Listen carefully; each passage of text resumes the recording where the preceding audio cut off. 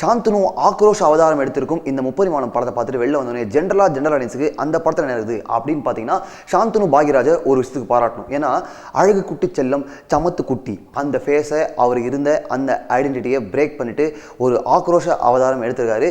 அப்படியே சிருஷ்டி டாங்கே வந்துட்டு போகிற ஹீரோயின் சும்மா பாட்டுக்கு வந்தாங்க டூயட் மட்டும் பாட்டு போனாங்க அந்த மாதிரி ஹீரோயின் கிடையவே கிடையாது. இருந்தாலும் ஸ்கூல் பொண்ணாக காமிச்சிருக்காங்க.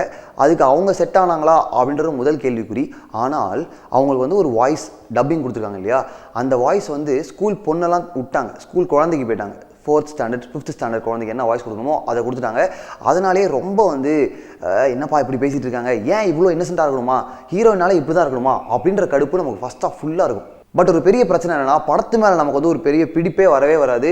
ஸோ அந்த கனெக்ட் ஃபீல் ஆகாதனால இப்போ சொன்னேன் இல்லையா, சாந்தனு ஏதோ ஒன்று ட்ரை பண்ணியிருப்பாரு, சிருஷ்டி டாங்கோட கேரக்டரைசேஷன் செகண்ட் ஹாஃப்லலாம் வேறு மாதிரி ஹேண்டில் பண்ணியிருப்பாங்க அப்படின்னு சொல்லிட்டு இதெல்லாம் அப்ரிஷியேட் பண்ணுறதுக்குள்ளே நம்ம ரொம்ப டயர்ட் ஆகிடுவோம். அதனால வெளில வந்த பிறகு இதை பண்ணியிருக்காங்களே அதை பண்ணியிருக்காங்களே யோசிச்சு அப்ரிஷியேட் பண்ணுற லெவலுக்கு நம்மளை உள்ள இந்த படம். இந்த படத்துக்கு ஒரு பெரிய மைனஸ் பாயிண்ட் என்னென்னா செகண்ட் ஹாஃபில், அதுவும் செகண்ட் ஹாஃப் கொஞ்சம் போன பிறகு ஒரு சின்ன ட்விஸ்ட்டை ஒன்று காமிப்பாங்க. அப்பா ஏதோ ஒன்று இருக்குப்பா படத்தில் அப்படின்னு தோணும். பட் அந்த ஏதோ ஒன்று இருக்குப்பா படத்தில் அப்படின்னு உட்கார வைக்கிறது பாருங்கள், அதை கொஞ்சம் கண்டிப்பாக முன்னாடியே வச்சிருக்கலாம். ஏன்னா அந்த ட்விஸ்ட்டு வரத்துக்குள்ளே அங்கே சாந்தனு ஆக்ரோஷ அவதாரம் எடுக்கும்போது நமக்கு இங்கே ஆக்ரோஷம் வந்துடும், எப்போதான்ப்பா கதையை சொல்லுவீங்க அப்படின்னு சொல்லிட்டு. பிகாஸ் முக்காவாசி படம் போன பிறகு கூட முப்பரிமாணத்தில் பார்த்தாலும் எங்கள் கதை என்ன கதை நமக்கு புரியாது.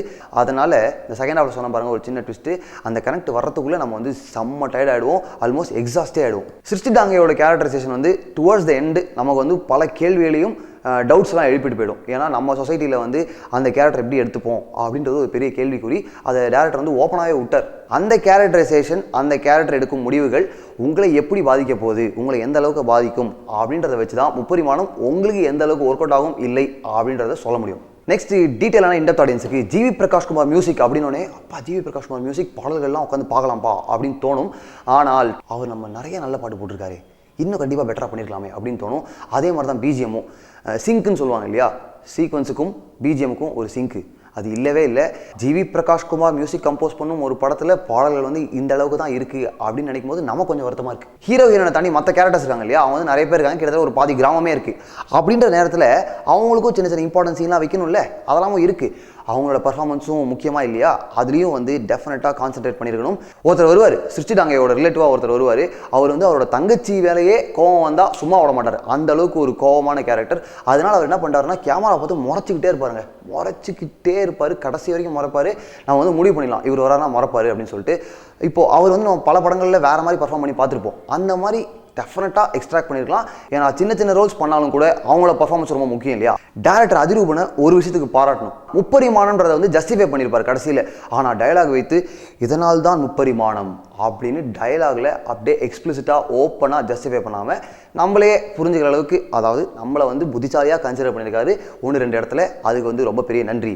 பட் அந்த புத்திசாலியாக கன்சிடர் பண்ணுறதுக்கு முன்னாடி ரொம்ப பொறுமைசாலியாகவும் கன்சிடர் பண்ணிட்டார். அதுதான் இந்த படத்தோட பிரச்சனை, ரொம்ப பொறுமை வேணுங்க. ஸோ முப்பரிமாணம் அப்படின்ற இந்த படத்தை இன்னும் கண்டிப்பாக எங்கேஜிங்காக எடுத்துருக்கலாம். ஏன்னா இந்த படத்தில் இருக்க அந்த சின்ன ட்விஸ்ட்டு, அந்த மாதிரி ஒரு ட்விஸ்ட்டு கண்டிப்பாக பொறுமை வேணும். ஏற்கனவே சொல்லிட்டேன் இல்லையா, அந்த பொறுமையை அப்படியே மனசில் ஏற்றிக்கிட்டு நீங்கள் போய் தியேட்டரில் உட்காந்துட்டு வெளில என்ன பண்ணுறீங்கன்னா இந்த படம் உங்களுக்கு எப்படிலாம் ஒர்க் அவுட் ஆச்சு, எங்கெல்லாம் ஒர்க் அவுட் ஆகலை அப்படின்றலாம் கமெண்ட்டில் சொல்லுங்கள். முக்கியமாக டிஸ்கிரிப்ஷன்லேயே பப்ளிக் ரிவ்யூ போர்டு லிங்க் இருக்குது, அதை கிளிக் பண்ணி உங்களோட ரேட்டிங்ஸை நீங்கள் கொடுத்துடலாம். இந்த படத்துக்கு மற்ற படத்துக்கு எந்த படத்துக்கு வேணால் நீங்கள் ரேட்டிங்ஸ் கொடுக்கலாம், சரிங்களா. அதே மாதிரி பாஷா படம் இப்போ ரீரிலீஸ் பண்ணாங்களே, அதை பார்த்துட்டு வெளில வந்தோடனே கோவங்கள்னு ஒரு வீடியோ பண்ணோம். அதை நீங்கள் ஒழுங்காக பார்த்தீங்கன்னா புரியுங்க, பாஷா மாதிரி ஒரு படம் எடுத்திருக்காங்களே, ஏன் அந்த மாதிரி பல படங்கள் வரமாட்டேங்குது அப்படின்ற ஆதங்கம் தான் அந்த வீடியோ. அதை நீங்கள் தப்பாக புரிஞ்சுக்கிட்டீங்கன்னா தயவு செய்து ஒன் மோர் டைம் பாருங்கள். ஓகே, நன்றி.